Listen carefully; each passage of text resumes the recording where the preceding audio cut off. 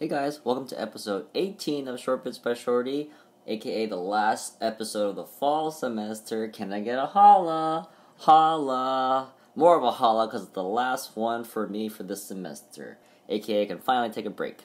Okay, let's get started. So, drugs used in cancer are typically kinetic poisons, or can be considered kinetic poisons because they kill highly kinetic or highly fast dividing cells. So they're kinetic poisons because they poison highly fast dividing cells. These include cells that you don't want to kill, such as hair cells, which is why you see hair loss, and GI cells, which is why you see nausea and vomiting associated with chemotherapy. So here are all your chemotherapeutic agents we'll go over in this episode that Dr. Ellis went over.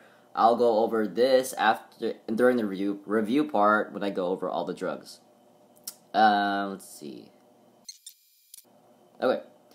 So just like last time, I'm just gonna talk. I made everything before, so I'm just gonna talk straight through with no breaks. Feel free to pause me anytime. Yeah. So let's get started. So your first group of agents are your DNA cross-linking agents, or your alkylators, which means they alkylate or they attach to DNA through the methyl groups. Through the alkyl groups. They have extremely reactive electrophiles, meaning they attract, as you'll see later, they attract the DNA bases, or they attract compounds to them. They don't attack, however they are attacked. So electrophiles means they do not attack. For example, like you've seen before, like nitrogen's attacking something else. They don't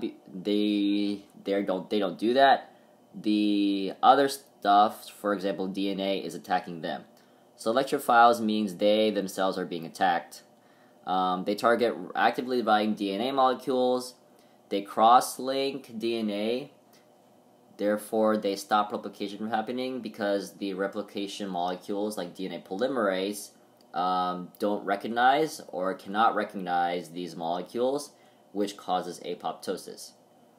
Also, these synthesis replication molecules see something else in the molecules that isn't DNA or the nucleotides. Therefore, these molecules induce apoptosis because the replicating molecules like DNA polymerase see a break or see something else in DNA that's not supposed to be there, and that causes apoptosis.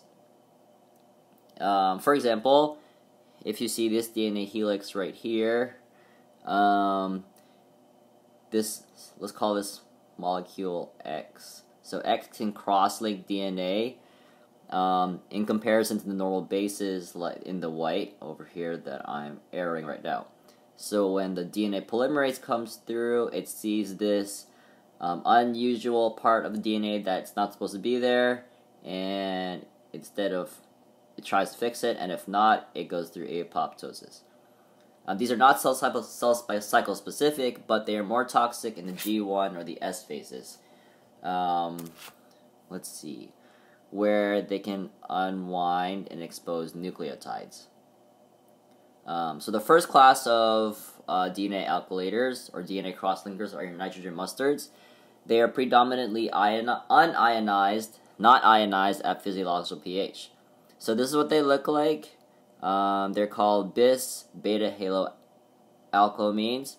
Bis means 2 of the halogens, chlorine, alkyl. So you have bis haloalkyl, you have 1 haloalkyl, but you have bis, means you have 2 of them, and you have the amine part. Mechanism of action. It looks like a lot, but you can reduce it down to 3 steps. You form the ring, is step 1. Number 2, the guanine from the DNA attacks. And step 3, you attack the other side. So, to illustrate this, you have your bis haloalkylamine, your nitrogen mustard here. So, one side is going to close. Let's see.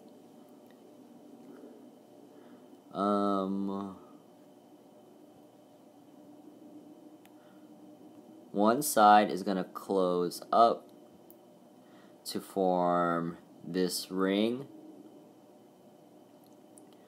and then leaving this other side still a long chain. So one side closes to form a ring, and that's called an aziridinium ion. Keyword is aziridinium ion because it's a 3-ring with nitrogen in the middle.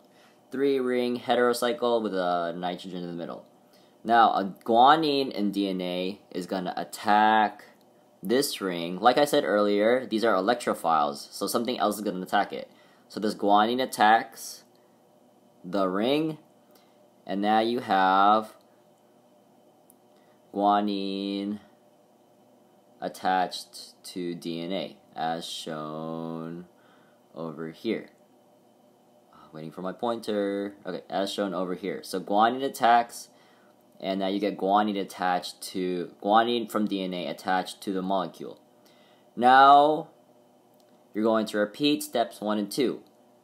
So waiting for the pointer again.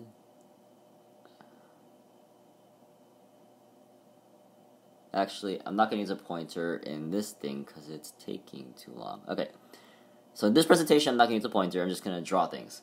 So now you have guanine attached to DNA. Now this guanine attached to DNA attached to the molecule. Now the second part of the molecule is going to undergo the same thing. So you're going to close the ring to form the aziridinium ion, and then now another guanine from DNA is going to attack and then give you this nitrogen mustard with 2 guanines attached to it. So, in summary, the way nitrogen mustards work, the reason why they have two identical chlorine parts is so that 2 different guanine bases can attack them. So one guanine is the way it starts is that one side of the nitrogen mustard one side forms the ring to form the aziridinium ion, and now this ring can attract something that can attack it. So guanine is going to attack the ring, and then that replaces the chlorine with the guanine. Now to do the other part of the ring, you're going to close the chlorine part of the other side to form the aziridinium ion. Then the guanine is going to attack that side, and then you're going to replace it with guanine. So the end result is, instead of having nitrogen with the 2 chlorines on either side, you're going to have nitrogen with the 2 guanines on either side. This can happen intrastrandly or interstrandly. To illustrate this, I have a picture for you. So here you have the drug. For intrastrand, it's an attack cross-link on the same strand. So, I guess I can use the pointer. Okay.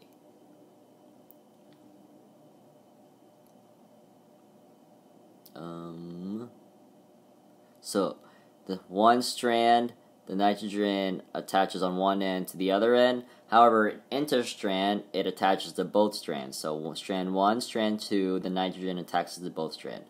So nitrogen mustards can link intrastrand or intrastrandly.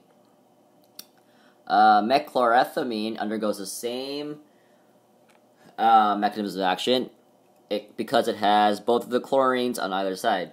So step 1 closes the ring to form the electrophile. Step 2, guanine base from the DNA attacks the electrophile. And step 3, you repeat. So you ring close the other side, and the guanine attacks the other side to form the nitrogen attached to both guanines. At pKa 6 it has a pKa of 6. Methchlorothamine has a pKa of 6.1, which is acidic, which increases its stability. It exists in a salt form to increase the water solubility, so you can administer it IV. It's a severe blister agent, so it causes blistering really badly. But you can inactivate it with sodium thiosulfate. So here is sodium thiosulfate. It's a sulfate with SO4 with sodium, hence sodium thiosulfate. So sodium thiosulfate inactivates methchlorothamine so that it does not cause blistering. Methchlorothamines named so because meth refers to your methyl over here. So methchlorothamine is called so because it has your meth for your methyl.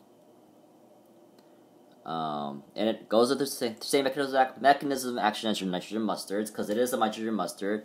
It ring closes to form the electrophile, then guanine attacks the electrophile, and then you repeat. Ring close, guanine attacks the electrophile, and then you're done. That's your cross-linking. Your aromatic mustards are basically your nitrogen mustards, except they have an aromatic group, hence your aromatic mustards. Remember, an aromatic mustard is a ring with double bonds surrounding it. So here's your aromatic group. It's a ring with double bonds around it. This stabilizes the lone pair, which slows the formation of reactive aziridinium ion. So remember, your aziridinium ion is your three ring heterocycle nitrogen. That's your aziridinium ion.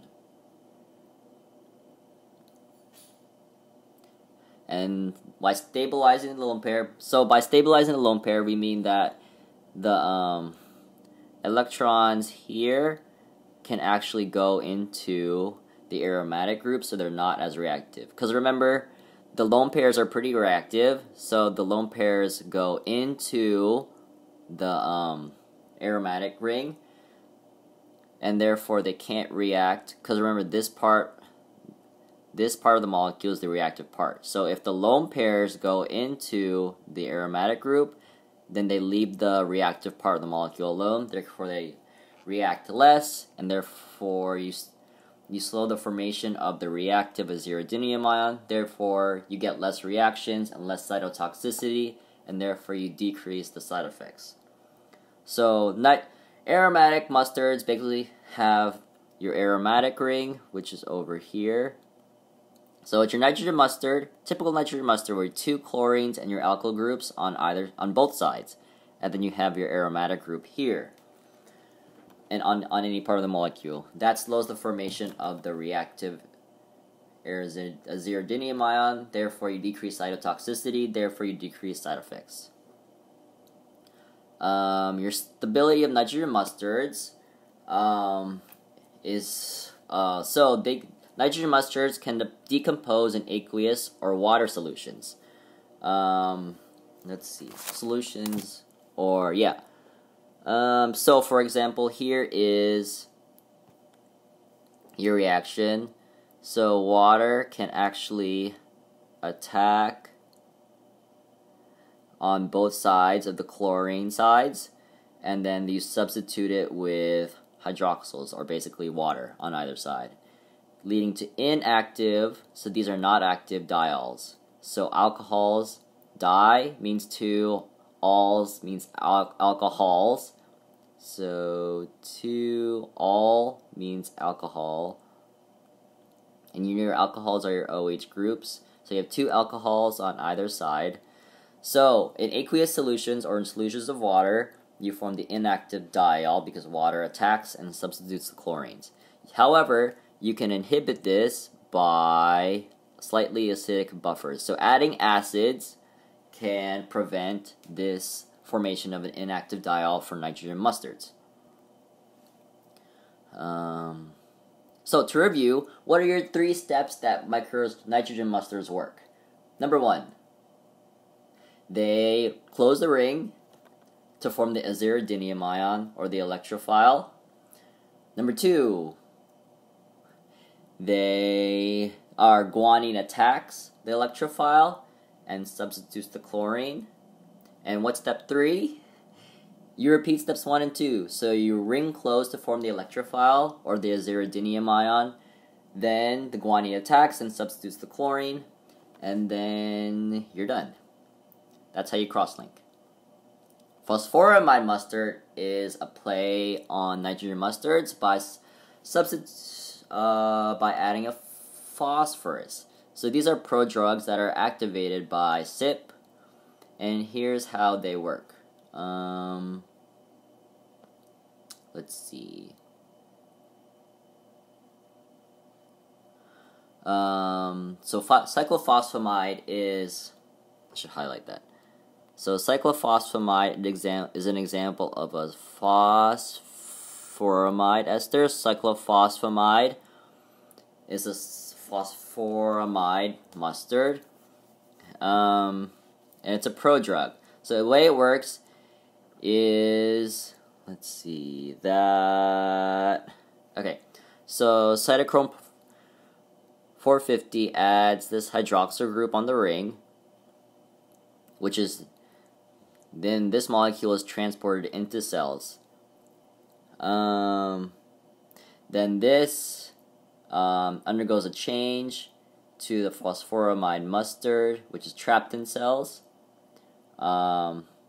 This can form the aziridinium ion, which is the major product. So the aziridinium ion is the major product. And you know that aziridinium ion is a 3-ring nitrogen mustard. It's a 3-ring compound with nitrogen in the middle. Sorry, I said that wrong. So the major product is the product that you want to react. In this case, the major product is the one you want to react, which is the aziridinium ion, or the electrophile. However, cyclophosphamide can be deactivated by N-dechloroethylation. So N-dechloroethylation inactivates cyclophosphamide. So it removes either both of the nitrogens, or it only removes one nitrogen, leaving one nitrogen there. This makes sense because that N-dechloroethylation, so D means taking away the chloro, so taking away the chloro.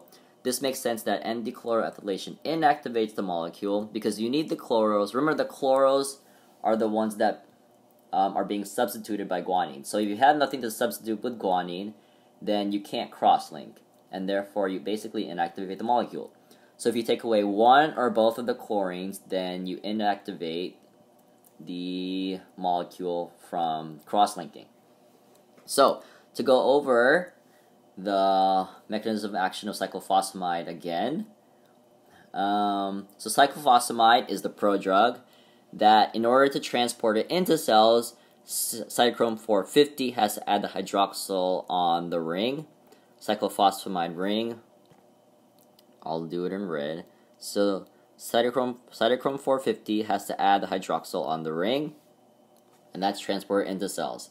And now the drug can work by forming this aziridinium ion, which is the major product. However, you can inactivate the molecule. That makes sense because remember, your aziridinium ion is the one that's reacting. It's your electrophile. It makes sense, it's the major product. However, you can inactivate cyclophosphamide by N-dechloroethylation to remove one or both of the chlorines, because remember, your chlorines are the ones that are being substituted by guanines. If you can't substitute, then you can't react, and therefore you can't cross-link. Cyclophosphamide has the advantage of lower toxicity because it's a prodrug.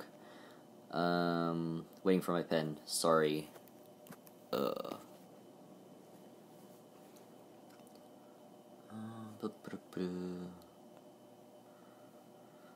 Okay. So, cyclophosphamide has the advantage of lower toxicity. So, prodrugs typically have the advantage of a lower toxicity in cancer or chemotherapy agents because they have to be hydrolyzed in the liver, or they have to be metabolized in the liver before acting. So let's see. If you have someone's hand right here. This is someone's hand, and you're putting an IV line. If you're injecting a straight, not pro-drug drug, you're going to cause toxicities all around this area and wherever it acts. Because the chemotherapy agent is not a pro-drug, so it's just going to act wherever it touches.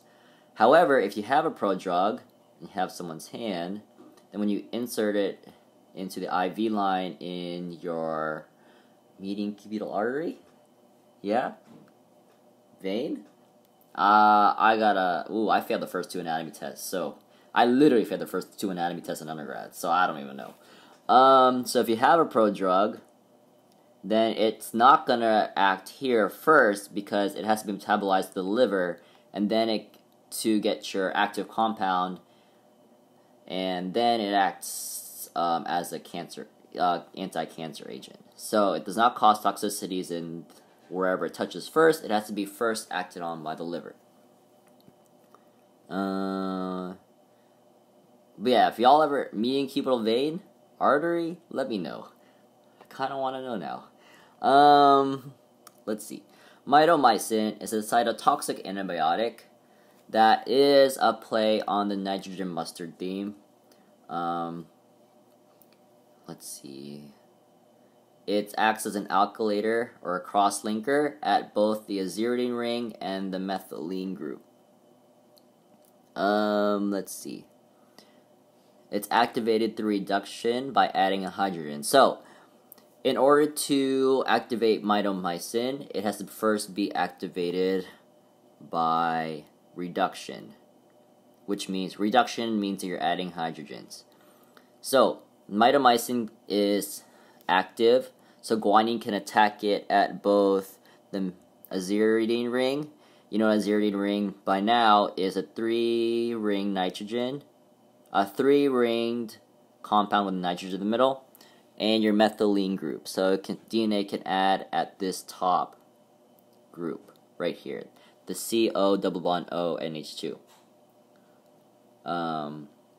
So yeah, on the right side of the molecule, you have the CO double bond O NH2, and you have the aziridine ring, and this is where DNA can react to cross-link. So mitomycin first has to be reduced by a reductive enzyme, which adds hydrogens, and then it attacks at either the aziridine ring or the methylene group.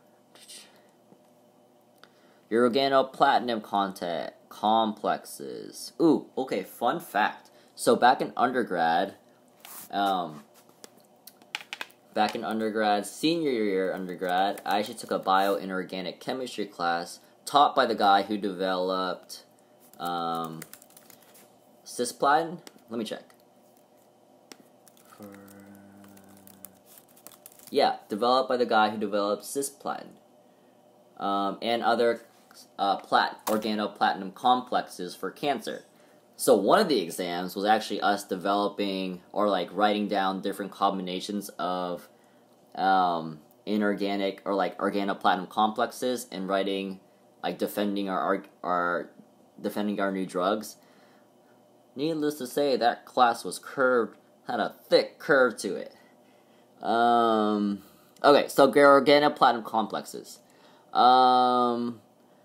He's actually really brilliant. If you get a chance to meet him, it's Dr. Dr. Farrell, Nick Farrell.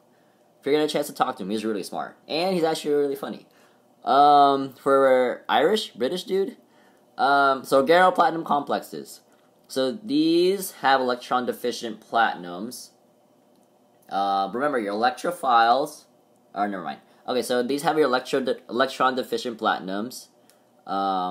Compared to nitrogen mustards, which have your lone pairs on your nitrogen, these have no lone pairs. So unlike your nitrogen mustards, which have your lone pairs, platinum complexes have no lone pairs, meaning they're electron deficient. Therefore, their charge on the molecule is 0 because there is no electrons or any charge on it.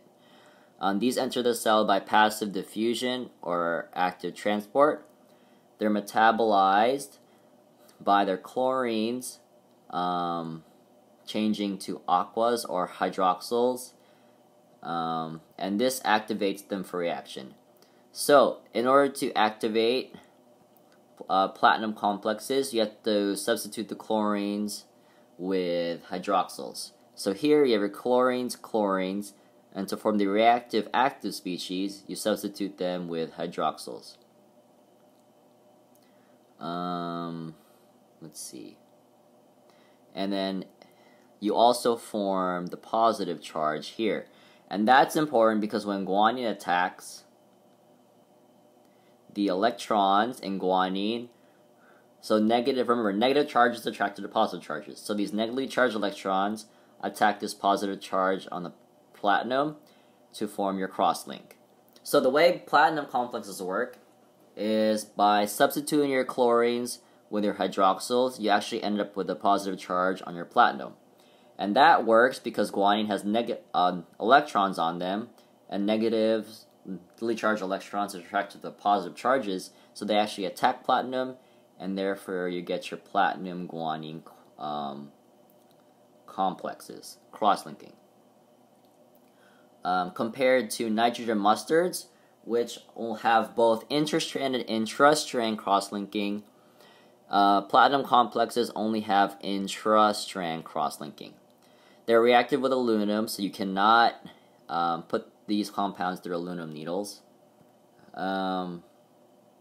As I said before, this is cisplatin, the one that Dr. Farrell helped develop.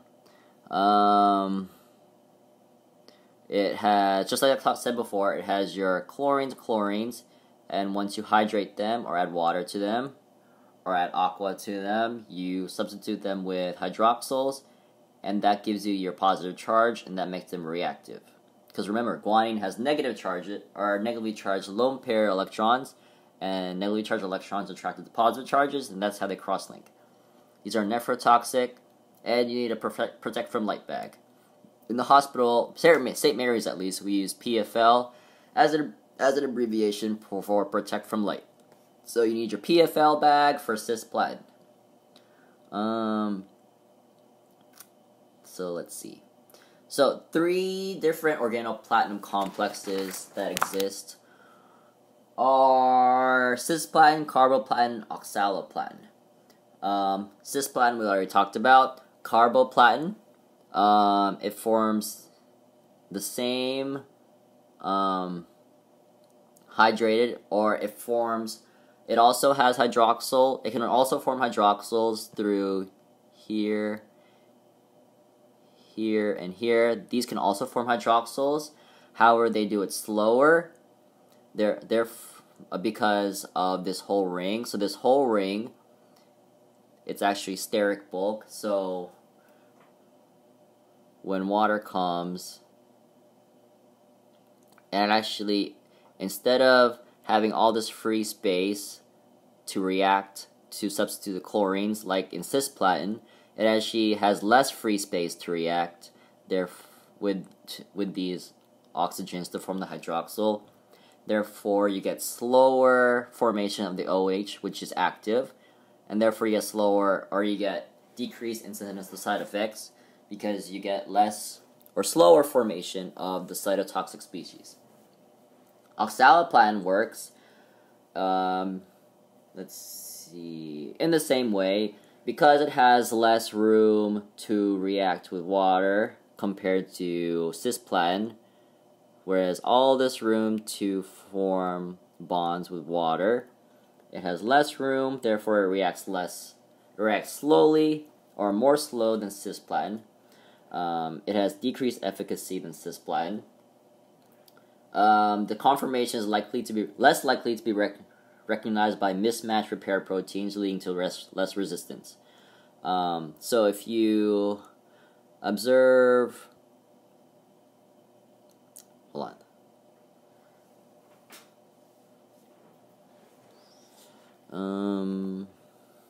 So if you look over here, this is actually a wedge bond, and this is the dash bond. So compared to cisplatin, which is actually flat, it's actually flat. and it forms a flat bond with the DNA strand. Oxaliplatin, just waiting for the pen.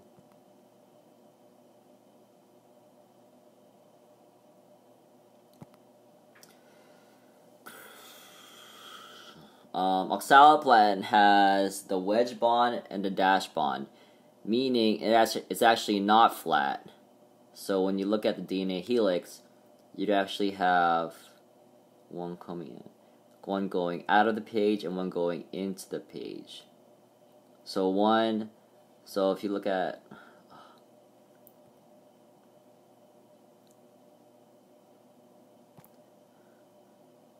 so here's your DNA helix. One's actually behind and one is actually in front. And that's my best 3D rendition of this. So just pretend this is behind the DNA helix, this is in front of your DNA helix. So the red is behind your DNA helix. Can't draw this 3D. The yellow is in front of your DNA helix. It binds like that, and when your DNA mismatch repair protein comes, it's like, oh wait, it's not flat. How do I fix this? It doesn't look like it's a problem then. So I'm just going to keep going through and trying to find my problems. With cisplatin, it immediately recognizes the problem because it's flat, so it can find both strands really easy. Both crosslinks really easily. However, one's in the front with oxaliplatin, one's in the back with oxaliplatin, so the enzyme probably isn't big enough to recognize both parts, so it just scoots along that it doesn't see a problem, leading to less resistance because the enzyme doesn't recognize a problem, therefore there's no reason to build resistance to it. Overall, your theme is ring constraint. So with bigger rings, for example, like I said earlier, with this ring, with bigger rings, you get more constraint, so the molecule can't isn't as reactive and can't move as much. You get less potency and less efficacy, but you get less incidence of side effects. So bigger rings gets you less potency or less efficacy, but you get less side effects. That's why carboplatin and oxaliplatin work. They can still form the active hydroxyl group, however they're just slower, less potent, and they produce less side effects. DNA methylators. So these methylate DNA. They're still DNA alkylators, DNA crosslinkers in the same class. Let's see. So these methylate O6 guanines.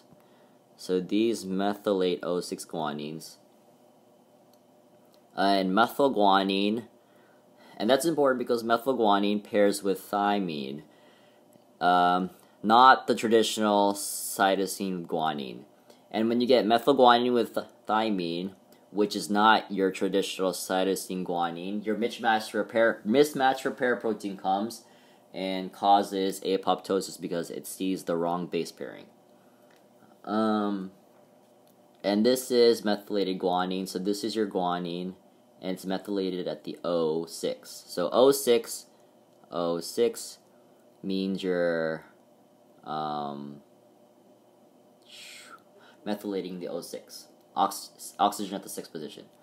Resistance builds up because this mismatch repair proteins can build up resistance by O6 alkyl guanine DNA transfers, or AGT, which causes it to repair and remove the methyl.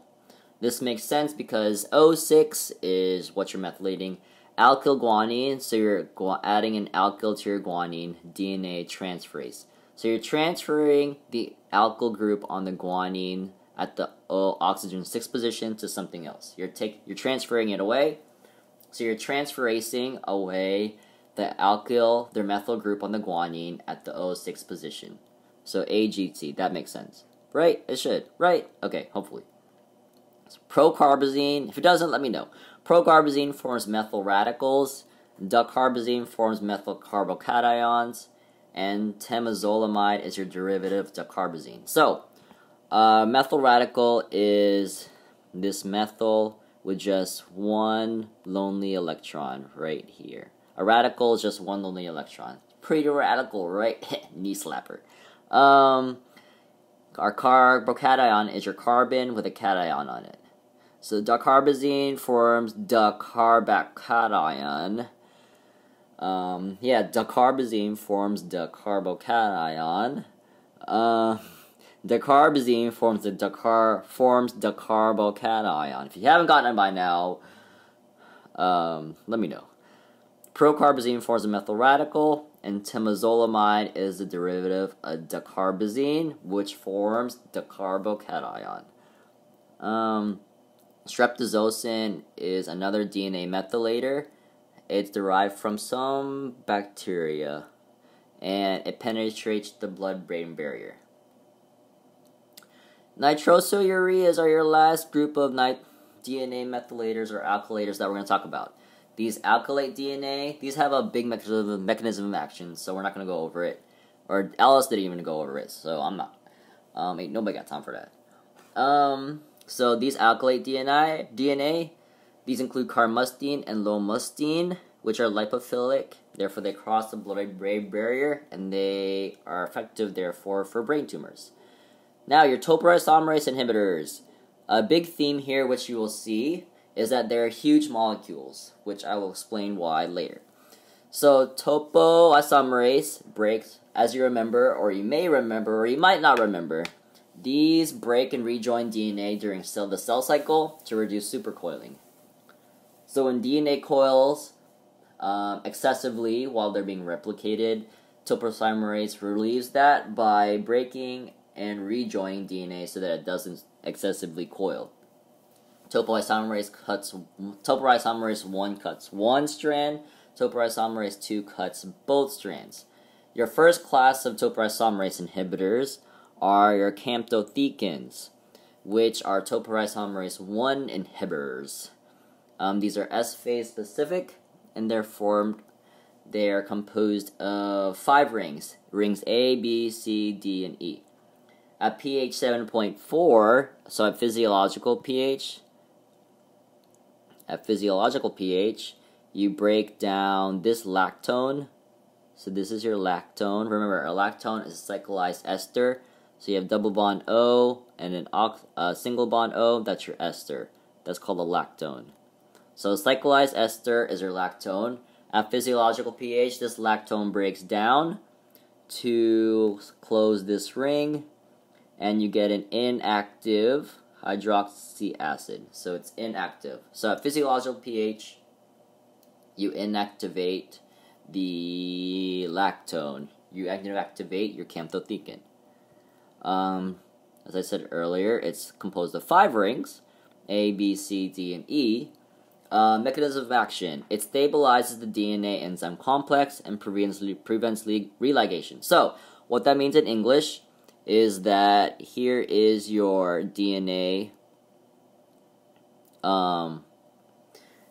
strand, here's your topoisomerase enzyme, and here's your drug labeled D. Topoisomerase enzyme is labeled T. So, so if you notice, okay, waiting for my Zoom function.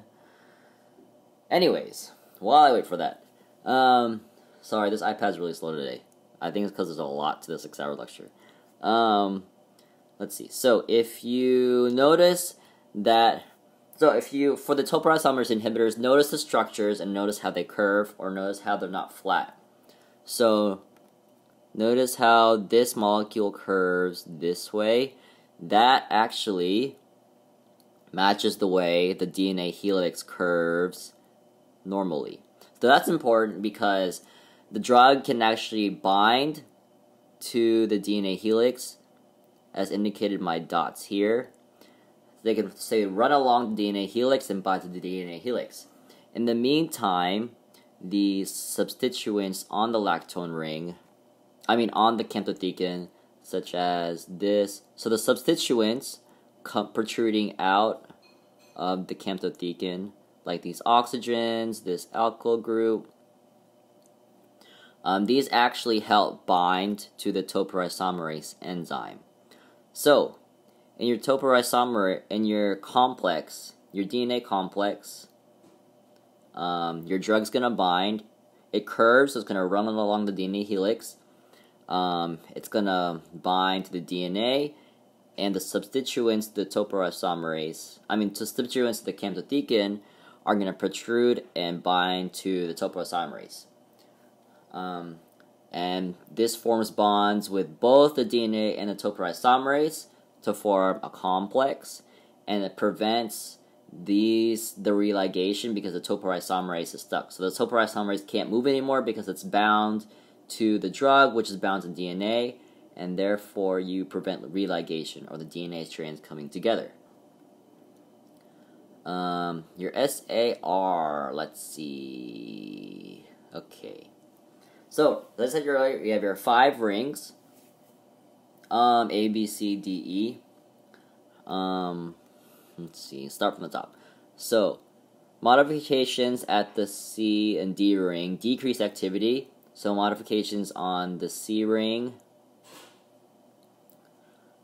D ring, decrease activity.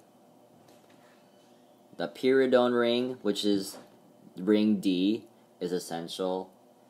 Let me see if there's, the pyridone ring is your nitrogen with double bond oxygen. Your pyridone ring is essential. You need your lactone ring.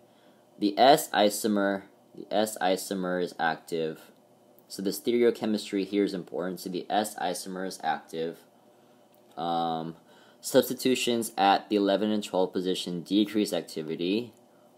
However, substitutions at the 7, 9, and 10 increase activity.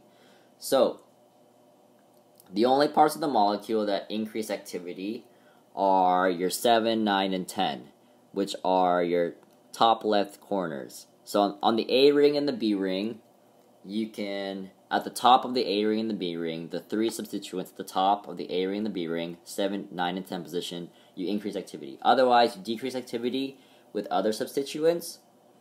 That's the major themes. So, you adding anything to the camptothecin decreases activity, except for the A ring and the B ring, the left side of the molecule, the left 2 rings of the molecule, the 7, 9, and 10 position. So the top of the A ring and the B ring, the top of the 2 left rings, increase activity. Otherwise, you decrease activity if you change anything else. Only the S isomer is active for the camptothecins. Let's see. So you need your your wedge for the hydroxyl and your dash for the carbon. So wedge for the hydroxyl, and then your dash for whatever is there.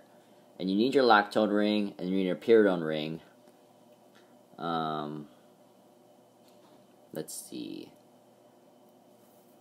And then as you see with other drugs, you can add a meth for position 10 and 11.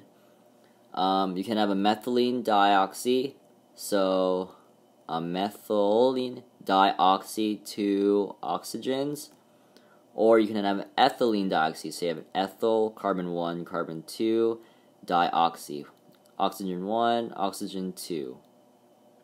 So those are all rings. You can have, you can close up the R groups on the A ring by adding a methylene dioxy or an ethylene dioxy.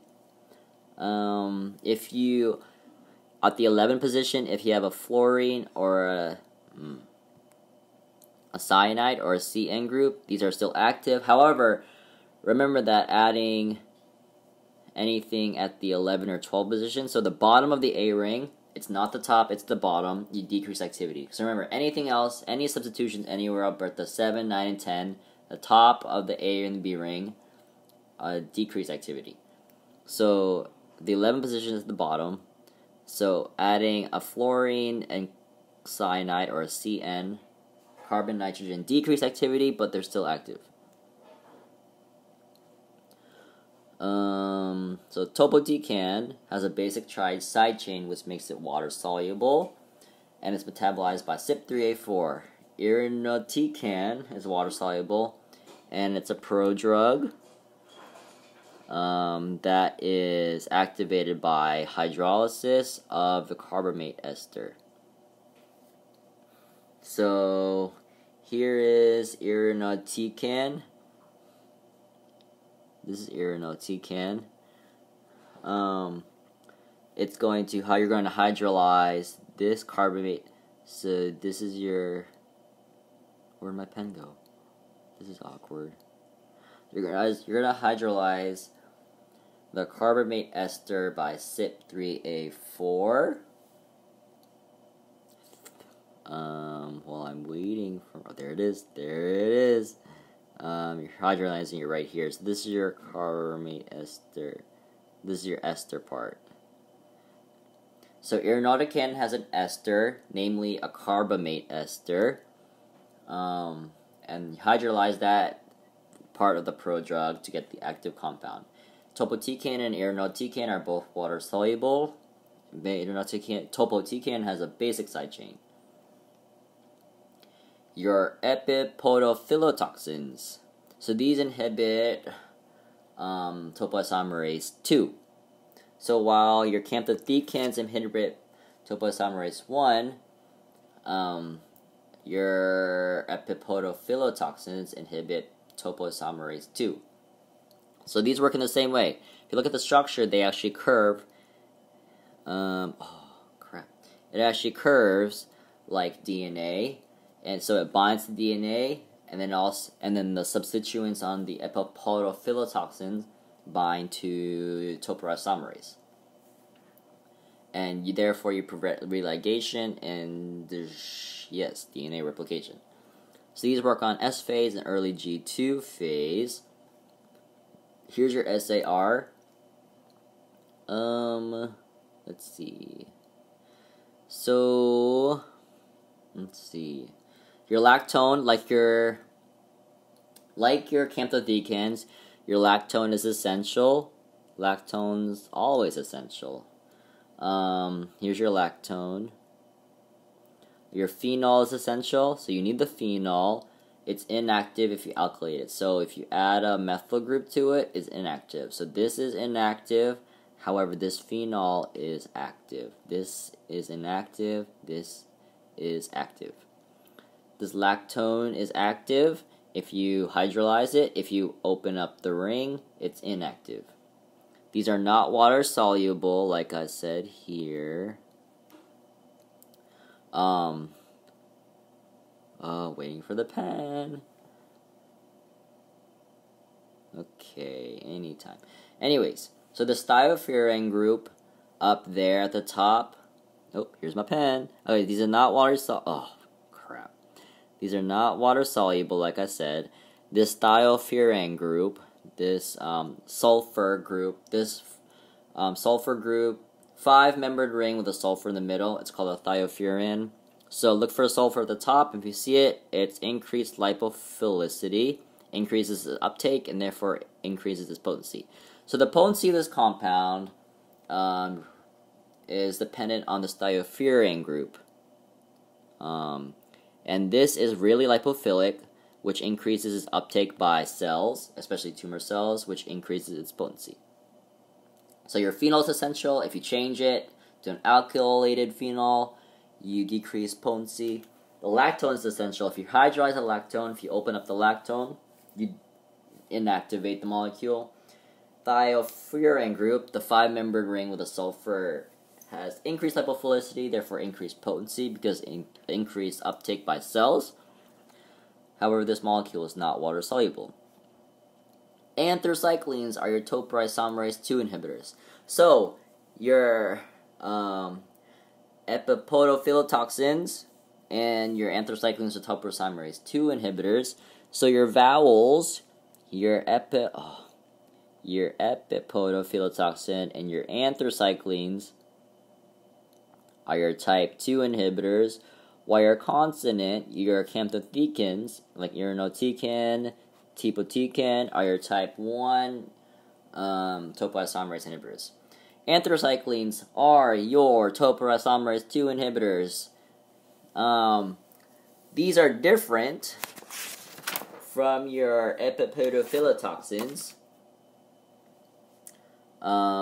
because they actually lay flat in the DNA. If we're gonna look at their structure soon, but they lay flat, so it slides between DNA, and it also therefore it slides between DNA to fit between DNA, so that it inhibits topoisomerase 2 from going through. It also generates free radicals, so it's also different in that, number one, it lays flat, number two, it generates free radicals, which causes DNA cell membrane damage, which causes cardiotoxicity.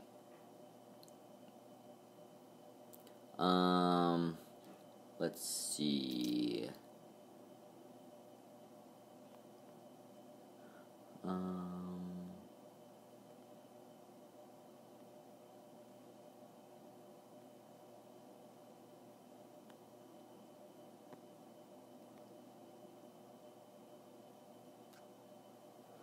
Okay, so, okay, we're gonna do this. Okay, so we'll go through each one. So, doxorubicin is your first anthracycline we'll talk about. This amino is essential, so in all of these, your amino is essential.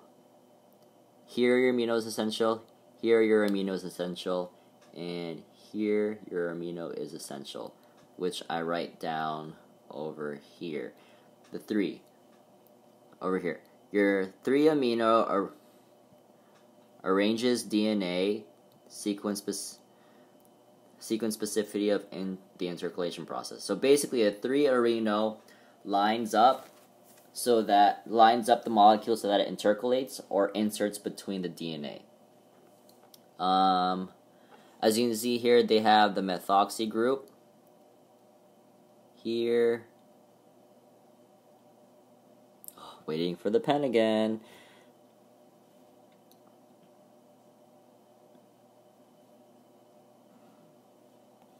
Methoxy group here and here for valrubicin and doxorubicin. The difference between valrubicin is that it has this prodrug portion over here. Wait, hold on. Yeah, it has this fatty acid part here, which is cleaved in vivo, which makes it a prodrug. So valrubicin is a prodrug that's cleaved at the fatty acid portion here. And the reason valrubicin has a fatty acid portion is because the fatty acid, so fats are lipophilic, so it increases lipophilicity, therefore it increases tumor cell penetration, therefore you increase potency. Let's see. In idarubicin, you lack the methoxy group. So remember I said earlier that you have the methoxy group right here. However, idarubicin does not have the methoxy group, which actually increases the lipophilicity, and it also, so therefore you increase tumor cell penetration, therefore you increase potency. However, it also decreases steric bulk or interference with pi-pi interaction or pi stacking. So if you remember, we talked about earlier in one of the videos what pi stacking is. If you don't remember, here's a refresher. Just waiting for my Zoom.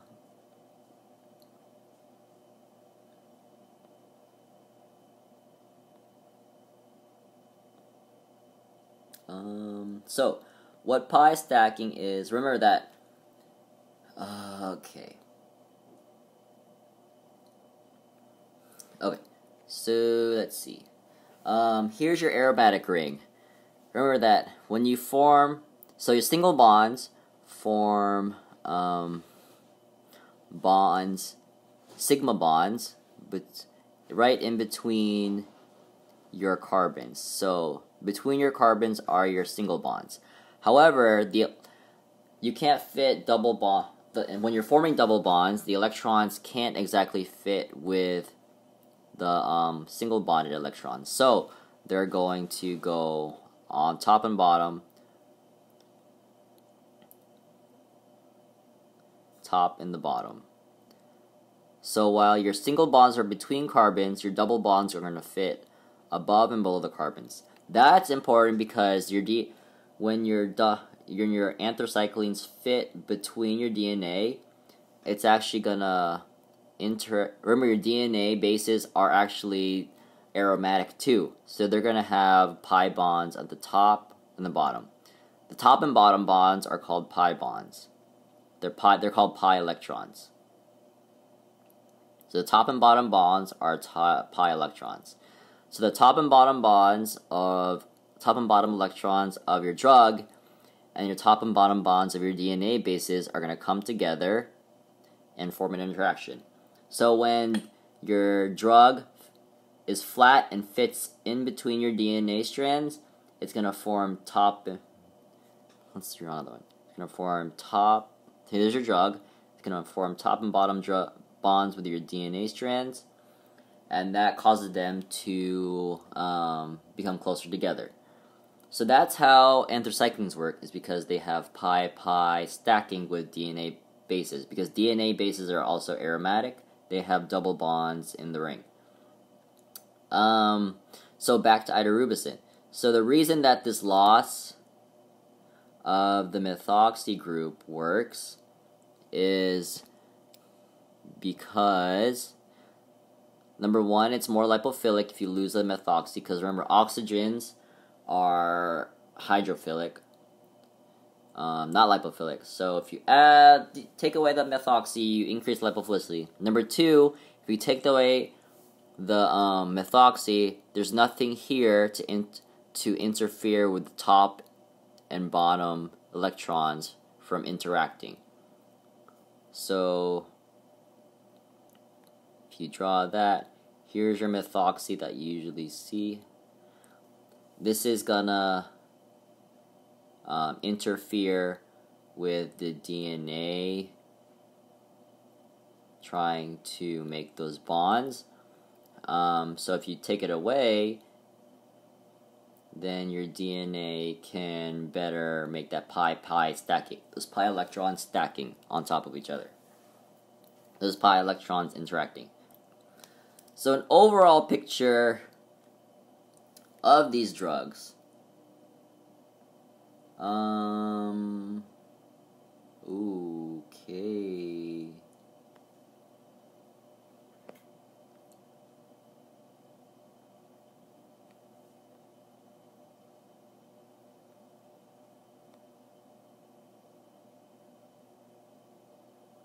Okay, so doxorubicin and valrubicin. Okay, so all of these drugs have an A-glycone portion and a sugar. So you know what your sugar looks like. It's the bottom part of the molecule, your 6-carbon sugar, your sugar, and your A-glycone, so your not sugar. So you have a sugar and a not sugar. Your not sugar is the top part of the molecule. Not sugar. Okay, waiting for the pen again. Alright, so your anthracyclines or your rubicins are composed of your sugar and your not sugar. Your sugar is the bottom part of the molecule. Your not sugar is your top part of the molecule.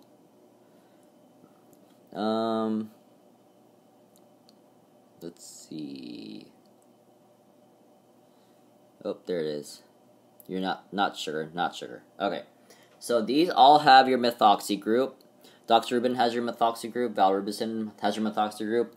Idarubicin does not have your methoxy group. That has the advantage of increased lipophilicity and decreased interference or steric bulk with your pi interactions. These all also have your 3 amino groups. These help arrange the DNA sequence with intercalating. These help intercalate the drug with DNA. So your amino group is important.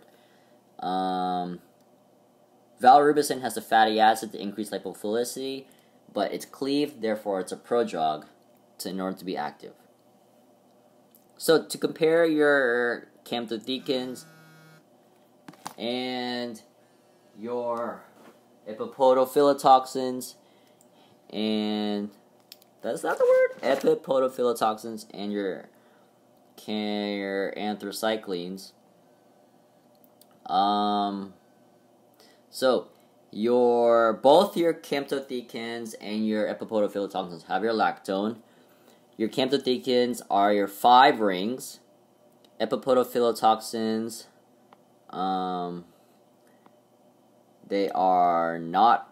they're 5 rings stuck together. It looks like a caterpillar. Camptothecans look like caterpillars. It's 5 rings stuck together. Your epipodophyllitoxins are not 5 rings stuck together. It's looks like a hot mess. It actually looks like a dragonfly. If you look at it like, let's see if the pointer works. So here are the wings of the dragonfly. Here's his booty and his legs, and then here's his head. So that's your dragonfly. So epipodophyllitoxins look like dragonflies. And your anthracyclines have your A-glycone, your not sugar part at the top, and your sugar part at the bottom. So that's how you can differentiate all of them. However, they all inhibit topoisomerase enzyme, specifically the vowels, epipodophyllitoxins and anthracyclines inhibit topoisomerase 2, while camptothecans inhibit topoisomerase 1. Now on to your next class of drugs. There's a lot of drugs. Which are your antimetabolites. These act as false substrates for biosynthesis enzyme for nucleotides. These act as false substrates for nucleotide biosynthesis enzymes, which therefore inhibiting formation of nucleotides. So when these enzymes are trying to form nucleotides, they recognize these drugs and bind to these drugs. However, these drugs stop the formation of the nucleotides that the enzymes want to form. These are S-phase specific, which makes sense because the enzymes want to make nucleotides during the S phase. So here is the overall process we're trying to stop. So DUMP, or deoxyuridine monophosphate, is converted to DTMP, deoxythymidine monophosphate. So uridine is converted to thymine by thymidylate synthase, which makes sense because the enzyme synthesizes thymidine by uridine. The cofactor for this is tetrahydrofolate, or THF, which donates a methyl group, which we will see soon. In the process, this cofactor is converted to dihydrofolate, or DHF, and DHF is converted back to THF, the methyl donor, also the cofactor by dihydrofolate reductase. And folic acid can also be used to produce dihydrofolate. In chemical terms, so let's see, deoxyuridine monophosphate is converted to deoxythymine monophosphate by thymidylate synthase to add the methyl group from the methyl donor cofactor THF over here to form thymidine. THF has the structure here. This is THF. Compare it to which turns into DHF in the process of converting DUMP to DTMP. And you can regenerate tetrahydrofolate by dihydrofolate reductase. And DHF can be formed from folic acid. So if you compare THF and DHF,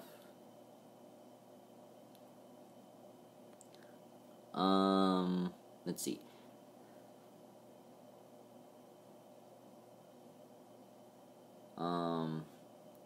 So DHF has this double bond right here. Tetrahydrofolate does not have the double bond right there. So tetrahydro means it has more hydros compared to dihydro, which means it has less hydros. So dihydro, 2 hydrogens, has less hydrogens than tetrahydro, so folate. So that means that it has less tetrahydrofolate has less double bonds, so more hydrogens. So tetrahydrofolate has more hydrogens, therefore it has less double bonds. Therefore, dihydrofolate has a double bond there, which will be important, which you'll see later.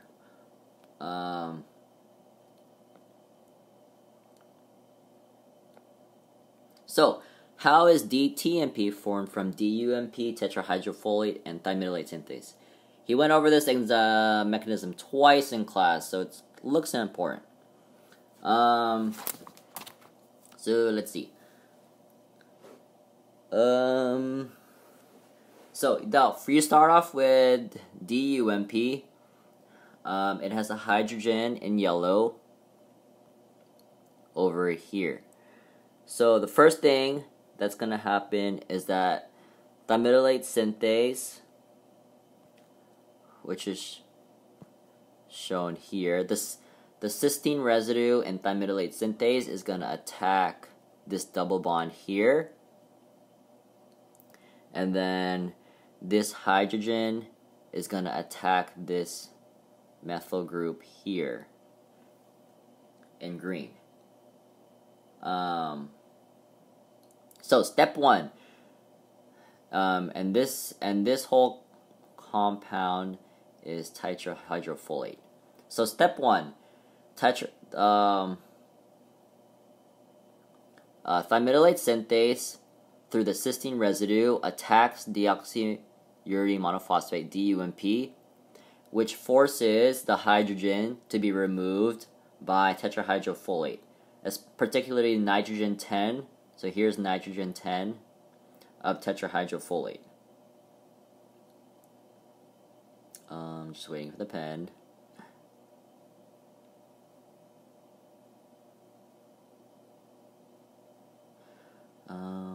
Let's see. Oop, what's that? Yeah, nitrogen 10. So nitrogen 10 of tetrahydrofolate. Nitrogen 10 is important. So now you have your complex. It's called your ternary complex between your enzyme, your substrate, which is deoxyuridine monophosphate, DUMP, and your cofactor. So let's see. Here is your enzyme, here's your substrate, DUMP, and now here's your cofactor. So now they're all attached together. Let's see. Now this hydrogen is going to form this you're going to form this double bond here with the CH2, and you're going to release the cofactor to get dihydrofolate. So this single bond here actually moves up here to form the double bond, and remember to form in that form that releases the cofactor from the enzyme substrate complex, cofactor complex, and forms dihydrofolate. So the bond right here moves into tetrahydrofolate to form that double bond. And remember earlier I said that over here tetrahydrofolate has no double bond in that ring, dihydrofolate has one double bond in that ring. And that's important because when the cofactor is being released from the enzyme substrate complex, you form dihydrofolate from that bond moving up, and the hydrogen forming that double bond. So as you can see here, when your hydrogen goes into that bond, you get that double bond with a CH2, and your hydrogen is released. Now, after your cofactor is released, your enzyme is going to be released. your enzyme will be released.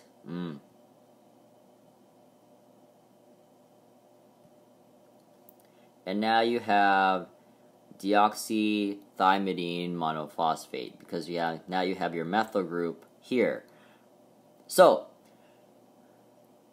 I'll go over the reaction, this reaction again. So DUMP is converted to DTMP by thymidylate synthase, and this is helped by the cofactor THF, which donates the methyl. Keyword, THF donates the methyl. And it forms dihydrofolate, and dihydrofolate regenerates the tetrahydrofolate by dihydrofolate reductase. So, to go over the mechanism chemically again, let's see. Your methyl donor in tetrahydrofolate comes over here.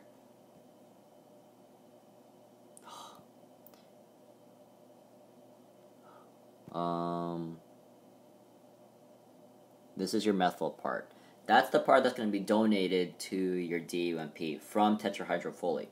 And this is aided by the nitrogen 10 of tetrahydrofolate, the cofactor. So the enzyme's going to first attack DUMP, and then that helps DUMP attach to the cofactor. So enzyme attacks first, and then the drug, or DUMP, attaches to the cofactor. Now the methyl group is going to leave tetrahydrofolate, but in that process it's going to give a bond to tetrahydrofolate to give that double bond. So this methyl group from tetrahydrofolate is going to leave tetrahydrofolate. However, the bond that's originally attached to it is going to go up to tetrahydrofolate and give that double bond. And remember, the double bond makes tetrahydrofolate into dihydrofolate. Now the cofactor leaves, and you're stuck with DUMP and your enzyme. I'm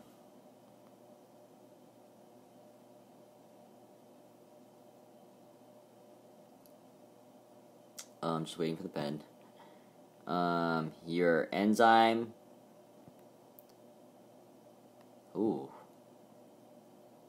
Thymidylate synthase and your DUMP. So after your cofactor leaves, then your enzyme's going to leave.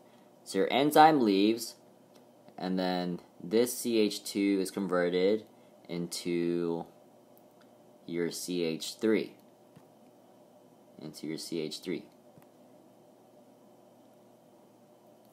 So now it makes sense why DUMP is converted to DTMP, because tetrahydrofolate gives its methyl group away from nitrogen 10 to DUMP. In that process, tetrahydrofolate is converted into dihydrofolate. This is all aided by the enzyme to thymidylate synthase, because remember, thymidylate synthase is the one that initiates the reaction. So the cysteine group in thymidylate synthase attacks DUMP. This causes DUMP to attach to the cofactor, and the whole reaction goes. I wrote it all for you in word form, for all you wordies. Here it is. So, step 1. Thymidylate synthase attacks, and then this tetrahydrofolate removes the hydrogen by the nitrogen 10 of tetrahydrofolate, which is the cofactor from the ternary complex. You release the hydrogen, and tetrahydrofolate converts to dihydrofolate, and you release the enzyme, you regenerate the enzyme, thymidylate synthase, and you form DTMP. So 5-fluorouracil works because if you compare it with DUMP, it actually looks just like DUMP, except for this fluorine. So the 5-fluorouracil is going to go through that whole metabolic process. It's going to form that. It's going to be attacked by thymidylate synthase. It's going to attach to tetrahydrofolate. However, remember I said that the hydride leaves? So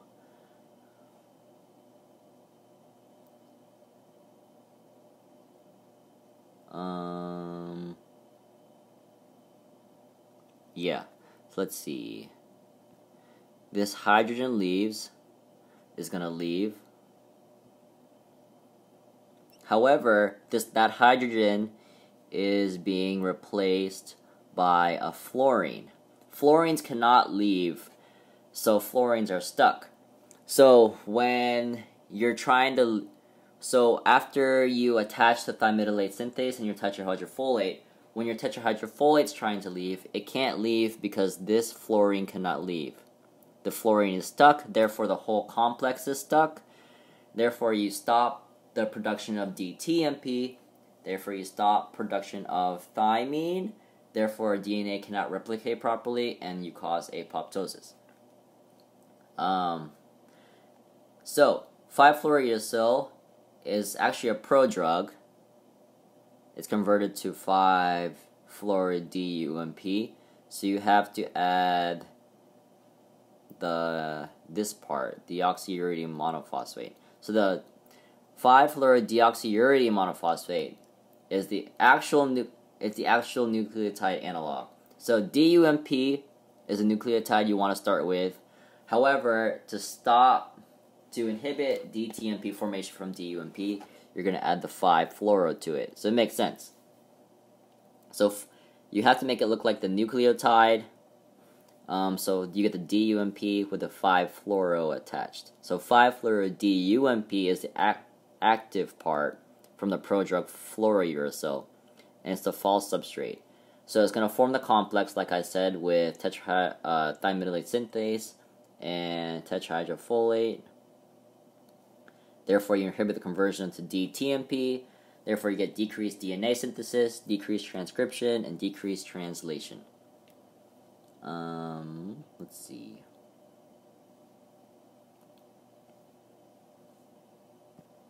Just waiting to move with this function.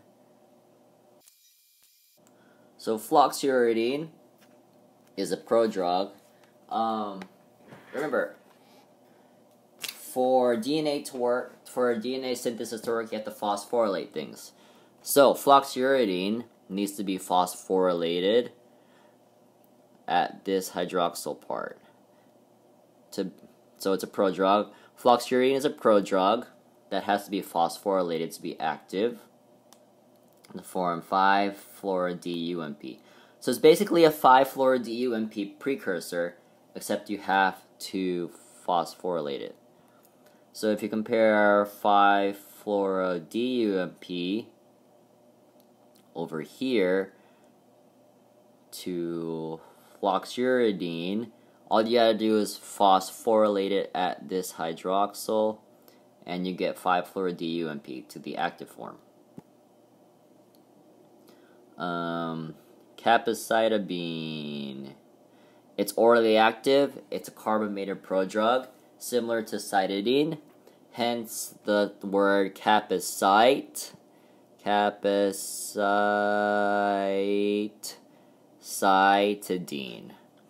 So how do we get to the active form, which is 5-fluoro-DUMP? So 5-fluoro-DUMP, when in doubt, 5-fluoro-DUMP it out. 5-fluoro-DUMP is the active form of pretty much all these drugs I've talked about just now. So capecitabine is shown right here. It's first acted on by liver carboxyl esterase to remove this part, to remove the ester. So esterase is going to remove the ester, of course. Then you're going to deaminase. So you're going to remove this amine to form uridine. Uridine. So this NH2 is going to be substituted by this double bond O over here.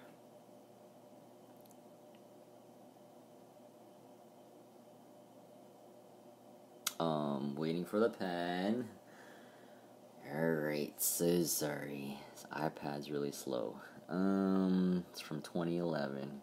Okay, so you're going to substitute this amine, by the deaminase. You're going to deaminate it, take away the amine to form the double bond O. Then you're going to act on by thymidine phosphorylase to add your phosphate group here.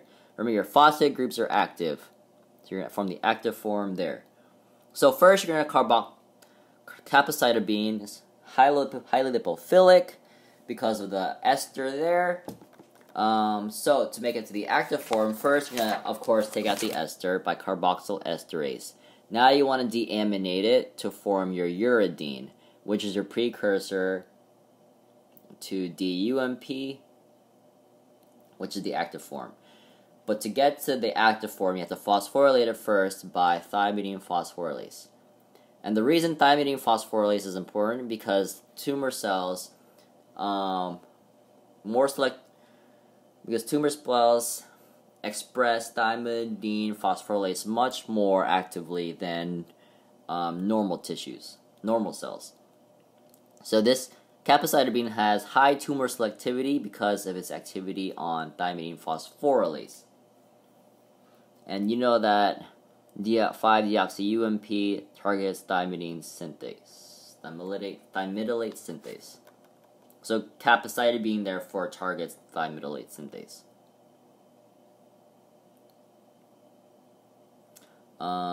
Let's see. Now we're going to talk about your DNA polymerase or DNA chain elongation inhibitors. So these prevent the DNA strand from elongating or becoming longer.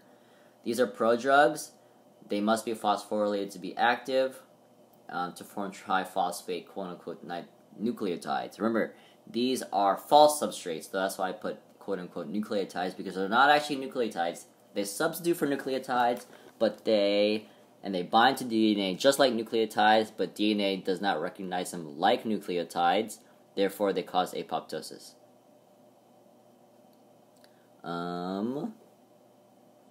Let's see. Waiting for the Zoom function. Okay, here it is. Okay. Cytarabine is your first elongation inhibitor we'll talk about. So let's see. Cytarabine is shown there in the blue. Of course, okay, so let's see. To activate it, you're going to have to phosphorylate it. So remember your kinases phosphorylate. So pyrimidine kinase phosphorylates cytarabine to be active. And your deaminase, cytarabine deaminase, takes away the amine to substitute it with a double bond O. And this inactivates the drug. So phosphorylation activates the drug, deaminase deactivates cytarabine. Different from capecitabine because deaminase helps form the deoxy-UMP, and cytarabine deaminase inactivates the drug. Gemcitabine is named Sue because it has the gem difluoro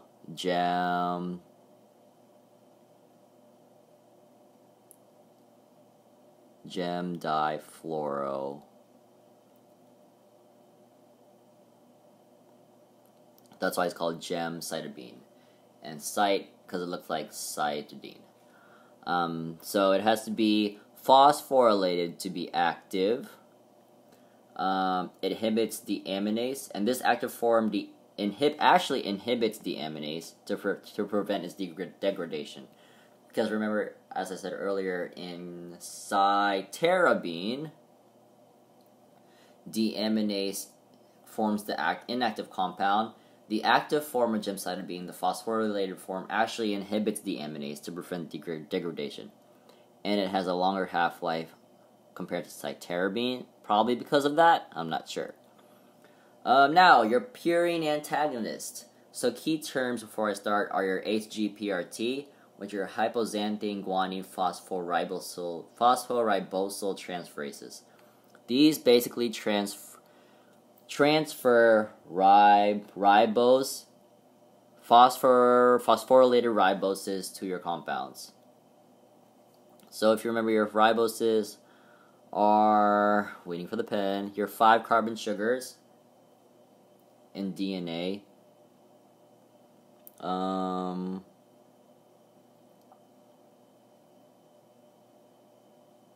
Actually, did I even draw this?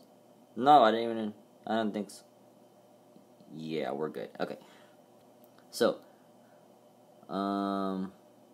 yeah. So, hypoxanthine guanine phosphoribosal transferase and TPMT, which is your third thiopurine methyltransferases. So, HGPRT transfers phosphorylated riboses to the compound, the drugs. TPMT transfers methyl groups to the drugs. So, these resemble your purines, adenine and guanine, which makes sense because 6-thioguanine is a drug, and that's your purine antagonist. So, your drugs, let's see, thiopurine, mercaptopurine, thioguanine, are here. Okay, so your drugs are there. So if it's first acted on by HGPRT, you form the active phosphoribonucleoside. Like active phosphoribonucleotide. Remember, your phosphorylated groups are your active groups. Active compounds. So HGPRT first, then it forms your active compound. Because remember, HGPRT transfers your phosphoribosal group. Phosphorylated ribose. So, HGPRT first gives you the active drug, active phosphoribonucleotide. Then you act on it by TPMT, which transfers your methyl group. Now you have your active methyl phosphoribonucleotide. And now your active phosphoribonucleotide inhibits amino phosphoribosal transferase, which inhibits purine biosynthesis. So that's a lot. Let's go through it again. So your drugs, when they're first acted on by HGPRT, you get your active phosphorylated nucleotide analog. Then you act on it by TPMT. Now you get your active methylated phosphorylated nucleotide analog. Now your active. Now if you have HGPRT to form your active phosphoribonucleotide, you inhibit amino phosphoribosal transferase, which inhibits purine biosynthesis. However, if you act on it first by TPMT instead of HGPRT, you get methylated bases, which are not phosphorylated, which are therefore inactivated. So, if you phosphorylate it first, you get the active drug and all its active activities. However, if you add the methyl group, you only get methylated bases and not phosphorylated bases. And phosphorylation is necessary for activity for nucleotides. And if there's not phosphorylation, there's no activity. Therefore, you get the inactive drug. So HGPRT first gives you active compounds. TPMT first gives you inactive compounds. Your folic acid analogs. Remember, your folic acid is necessary to form purines and thymidylate. Here's your pathway again, where DUMP forms DTMP from thymidylate synthase and the cofactor tetrahydrofolate. Folic acid can be used to generate dihydrofolate, to regenerate tetrahydrofolate, to help form DTMP, thymidylate. One compound as a folic acid analog is methotrexate. That mimics folic acid, as you can see in the structure here. So, I didn't label that. This is methotrexate.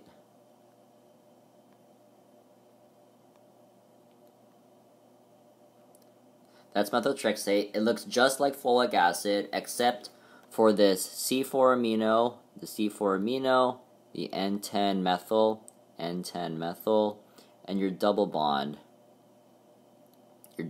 right here. Those are important for activity in methotrexate. So your C4 amino, your N10 methyl, and your double bond in the second ring are important for activity in methotrexate. Methotrexate inhibits dihydrofolate reductase over here. Ooh. You inhibit dihydrofolate reductase over here. Therefore, you inhibit the conversion of dihydrofolate to tetrahydrofolate. Therefore, you can't form DTMP. Therefore, you can't form thymine, which leads to a thymine-less death, because cells don't have enough thymine to replicate properly. They're actively transported through folate transport system, and the resistance, therefore, is formed by decreased uptake or decreased transport through the folate acid transport. They also inhibit, they're indirectly, so they indirectly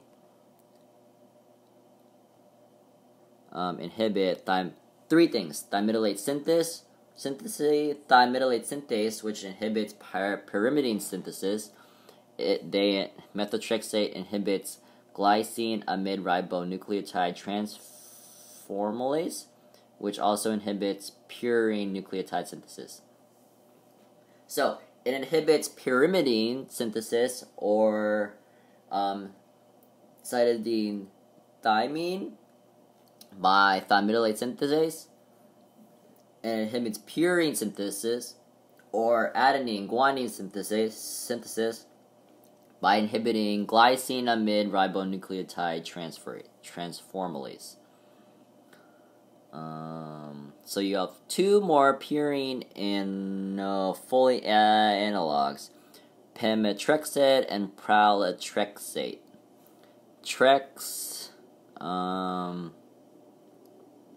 Like tricks on you, it's not folate. Tricks on you, it's not folate. Those are folate analogs. The pralatrexate increases transport and retention via enhanced formation of polyglutaminated conjugates. It's too much to look up. He doesn't really explain it, so those are just words you can or cannot know if you want. So the way pralatrexate works is through increased transport and retention by enhanced formation of polyglutaminated conjugates. I will leave that right there like that.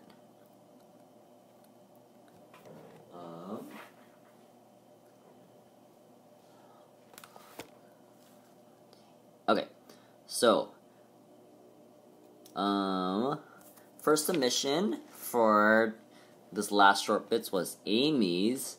Amy's cats, Kid and Coco, are right here. Kid taught Coco how to fetch. Now they both fetch. They're just like dogs, and dogs are my favorite. So let's watch a video of Kid and Coco.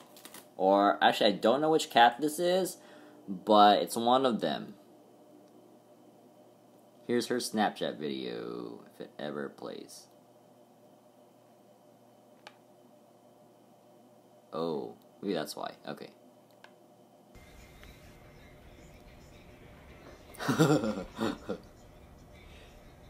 Oh, look at him fetch.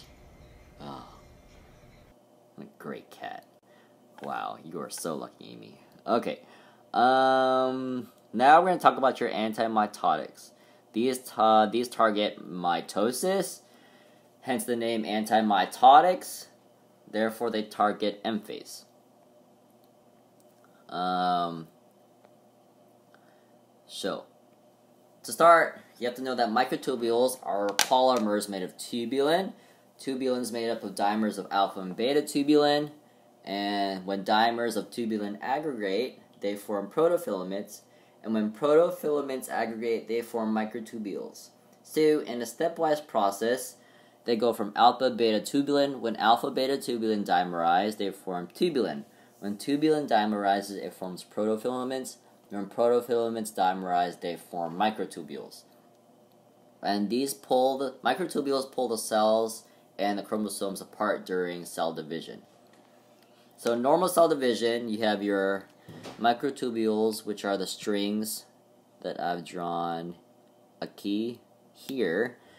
During cell division, the strings pull the chromosomes apart, and then when the cells divide, the microtubules disassemble. So I drew them as like little dots right here, disappearing. Instead of having the strings, you have little dots. And those are your microtubules. So microtubules pull the chromosomes away, and they help cells divide. And when the chromosomes are in the respective cells, they disassemble, which are shown by the dots I drew right here. They're not strings anymore, they're dots. So taxanes, these stabilize microtubules, they protect them from disassembly. So, when in normal cells, remember I said that when the chromosomes go into their own cells, the microtubules disassemble. However, taxanes keep the microtubules from disassembling, from forming the dots. So tubules remain as strings, and the cells don't divide, so it comes back together. And since there's too much chromosomes in one cell, the cell undergoes apoptosis because it doesn't know what to do with all those chromosomes. So talking about the drugs. So basically, let's see. The important parts of the molecule I think he wants us to know are your oxetane ring, which is your 4-carbon ring here. Your oxetane ring. Oh, I'm just trying to draw this. Is your nope. Oh, nope. Oxetane ring is your 4-carbon ring here. Let's see. This phenyl ring can be replaced by a tertiary butyl oxyl group, which I'll show you in docetaxel. Your phenyl rings, basically, you can substitute it with alkyl or alkenyl groups. This group, the benzoyl group, is required for bioactivity, and is it not circling? Oh, that's awkward.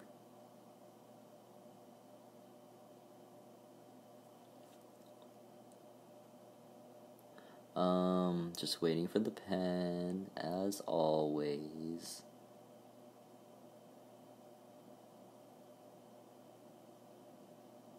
Oh, there it is. Okay. Yeah. So let's see. There's a lot of SAR. He didn't really go over it, but so it's probably not important other than the oxetane ring. However, I said earlier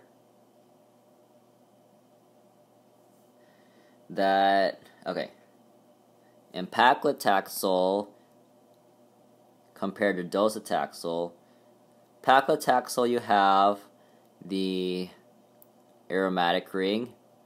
However, I said earlier that in docetaxel you're going to replace the aromatic ring, the phenol ring, with a tertiary butyl oxyl group. So your tertiary butyl oxyl group is here.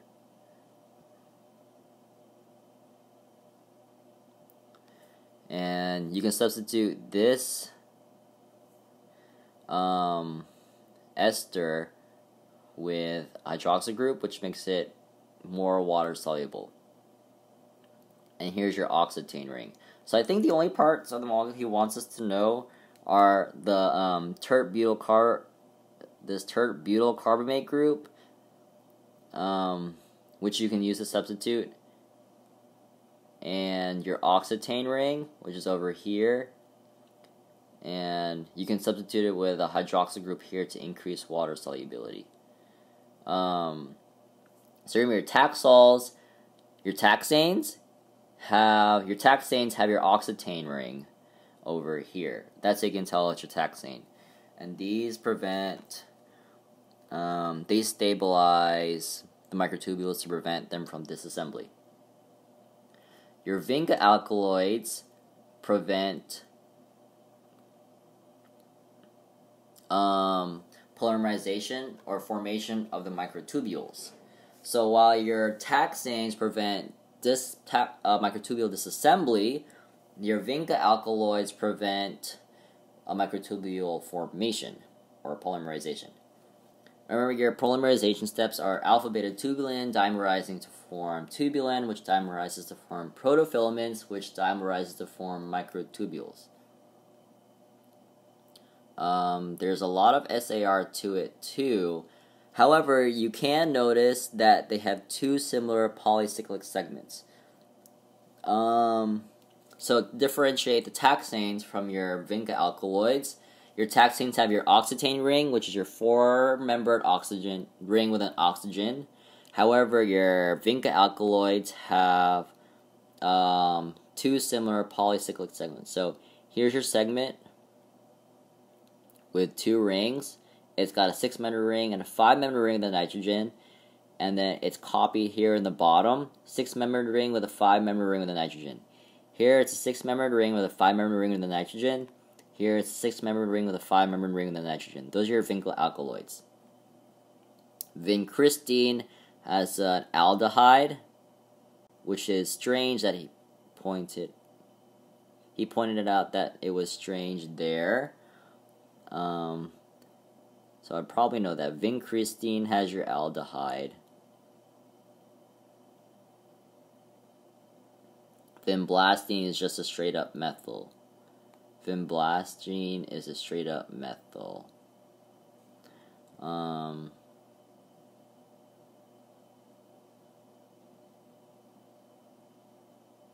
Your SARs, your hydroxyls in here are important, and your aldehyde and your stereochemistry are important. He didn't really point out the stereochemistry, but he wanted to emphasize that overall your stereochemistry and your aldehyde or your methyl are important for activity. And your hydroxyls are important for activity.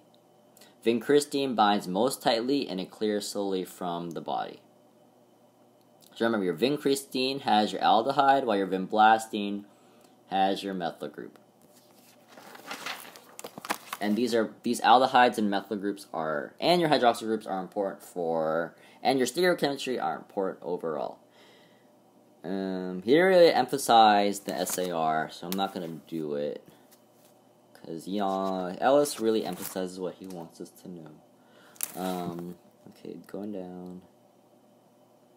Alright, almost done. Your kinase inhibitors, turn up. So, kinases, as I said earlier, add phosphates to your compounds. In the case of tyrosine kind. Okay, so back it up. So, in cellular transduction, you can send messages through kinases. So one kinase. Ooh, that's in yellow. Let's do it in red. One kinase can phosphorylate an inactive protein kinase by the conversion of ATP to ADP. So ATP gives us a phosphate to form ADP, and this phosphate goes to the inactive protein kinase to form the active protein kinase by another kinase. And this forms a signal cascade. So, in tumor cells, let's see. So the first step for kinases is that they bind ATP.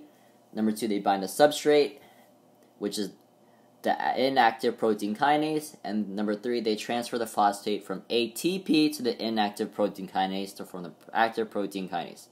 There are 2 types of kinases. There's serine threonine kinases and tyrosine kinases. So in tumor cells, they tell each other to divide in angiogenocides and do other cool stuff by tyrosine kinases, or kinases specifically, or kinases in general, but tyrosine kinases specifically. So if you inhibited the kinases, specifically tyrosine kinases, you inhibit cellular transduction by tumor cells. Therefore, they can't tell each other, they can't tell themselves to divide or grow blood vessels.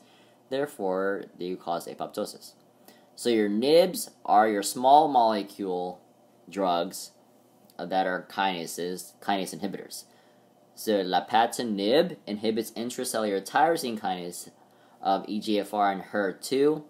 It binds to the ATP binding pocket because it has the in red 4-anilinoquinazoline. Say it with me. 4-anilinoquinazoline. One more time. 4-anilinoquinazoline. One more time for Dr. Ellis. Make him proud. 4-anilinoquinazoline. So your NIBs have your 4-anilinoquinazolines, which look just like ATP. If you compare the structure of ATP to the 4-anilinoquinazoline, say it one more time. 4-anilinoquinazoline. So ATP looks just like 4-anilinoquinazoline, which is why these bind to the ATP binding pocket, because the 4-anilinoquinazoline looks just like ATP in lapatinib. So your NIBs have your anilinoquinazoline. That's your common pharmacophore. Erlotinib and gefitinib have your 4-anilinoquinazoline also, and they also bind to the ATP binding pocket because the 4-anilinoquinazoline binds to ATP. Looks just like ATP, therefore they bind to the ATP binding pocket. They inhibit the kinase domain of EGFR and not HER2. Okay, so this is straight off his slides. This got blurry for some reason. It wasn't blurry before, I swear. Okay, so this is going to introduce the next drug. So chronic myelogenous leukemia results from a chromosomal arrangement of an unnatural hybrid gene, BCR-ABL, also called the Philadelphia gene. This produces an unnatural tyrosine kinase, tumor cells, that is not regulated by the cell. Let's see. This leads to uncontrolled cell growth. Let's see. And you can select for this because normal cells don't have the tyrosine kinase, the BCR-ABL tyrosine kinase. So Gleevec, which is actually the first cancer drug that's not a kinetic poison, it actually selectively targets the BCR-ABL protein, was designed as a specific inhibitor of the BCR-ABL protein. It's selective because, as I said earlier, normal cells don't have the BCR-ABL target protein. Resistance is developing by mutations in the BCR-ABL protein. Makes sense. And it binds, so Gleevec binds to the BCR-ABL kinase, which is unique to chronic myelogenous leukemia. Okay, so this is Leighton's dog, Junie. Say hi to Junie. Hi, Junie. This is Junie taking a bath, and this is Junie after a long day in daycare. Junie. Oh. Hi. UCP? UCP?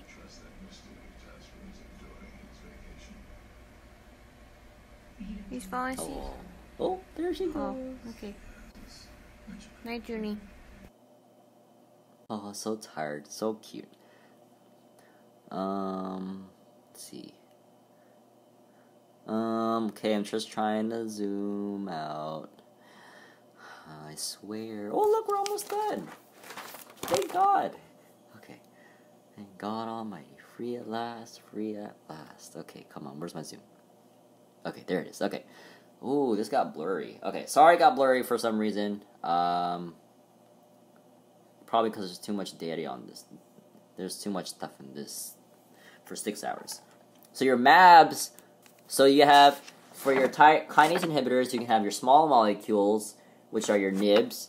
And you have your large molecules, which are monoclonal antibodies, which are your mAbs. These are also kinase inhibitors. Cetuximab, which is, if you look at the root, xi, which is chimeric, it binds to EGFR. It induces, to kill tumor cells, it induces apoptosis. It induces complement-dependent cytotoxicity and anti-dependent cellular toxicity. Y'all can look that up yourselves if you're not familiar with it. I'm getting kind of tired. Trastuzumab is a humanized mouse monoclonal antibody. If you know your root, zoo, it's like, humans and animals can be in one place. Cis, legally. Zoos. So zoo is humanized mouse. Here's your animal monoclonal antibody. It disrupts HER2 dimerization. Your other anti-tumor cancer cell and anti-cancer drugs are tamoxifen, which is a selective estrogen receptor modulator. It competitively binds the estrogen receptor to block the recruitment of coactivator proteins. So basically, it binds to the estrogen receptors to stop cellular transduction and tumor growth. It's a hormone antagonist. Makes sense that it's used for breast cancer. Because,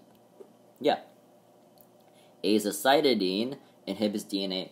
So now these next two drugs are your epigenetic targets. So remember, epigenetics can involve methylation and acetylation.